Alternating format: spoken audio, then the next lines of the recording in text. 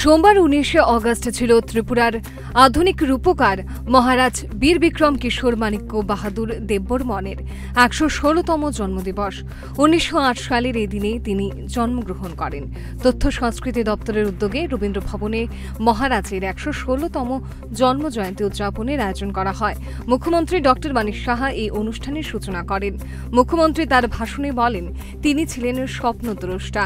তিনি অনেকবার বিদেশ গেছেন, সেখানকার অগ্রগতি কিভাবে ঘটেছে সেসব দেখে ফিরে এসে ত্রিপুরাকেও সেভাবে তৈরি করতে উদ্যোগ গ্রহণ করেছিলেন। সেই জন্য তাকে আধুনিক ত্রিপুরার রূপকার বলা হয়।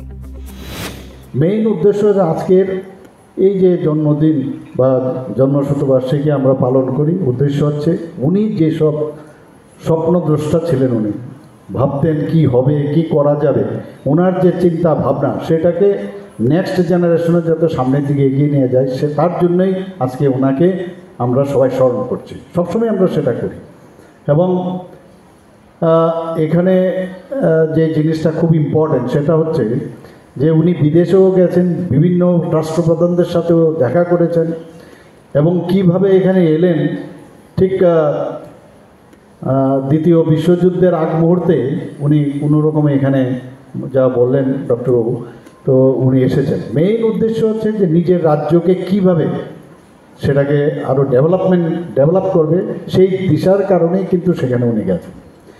এবং সেখানকার কি কি অ্যাডভান্টেজ, মানে সেখানে অ্যাডভান্সমেন্ট হয়েছে তার যে চোখে দেখা, সেটা দেখার পরই আজকে উনি এই রাজ্যকে, যে কারণে ওনাকে বলা হয় আধুনিক ত্রিপুরার রূপকার। মুখ্যমন্ত্রী যথার্থই বলেছেন, আগের সরকার আমাদের মধ্যে ডিভাইড রুল পলিসি তৈরি করে গেছে। তারা মহারাজাদের কোনো মূল্যায়ন করেনি, অথচ মহারাজগণ ত্রিপুরার জন্য অনেক কিছু করে গেছেন। ওরা ইচ্ছে করেই মূল্যায়ন করেনি। উদ্দেশ্য রাজাদের সম্পর্কে জনগণকে কিছু না জানানো, যাতে মানুষ বুঝতে পারে রাজারা কিছুই করেনি। ত্রিপুরার জন্য যা করেছে বামেরাই করেছে। বিজেপি সরকার আসার পরেই ত্রিপুরার মহারাজাদের বিষয় অনেক কিছু জনগণের সামনে তুলে ধরে। Bureau report, Times 24। গ্যাস, অম্বল, গলা বুক জ্বালা ও পেটের অন্যান্য সমস্যার থেকে সুরক্ষিত থাকতে ব্যবহার করুন গ্যাসনল। অরিও ফার্মা, 5 দশক ধরে মানুষের ভরসা।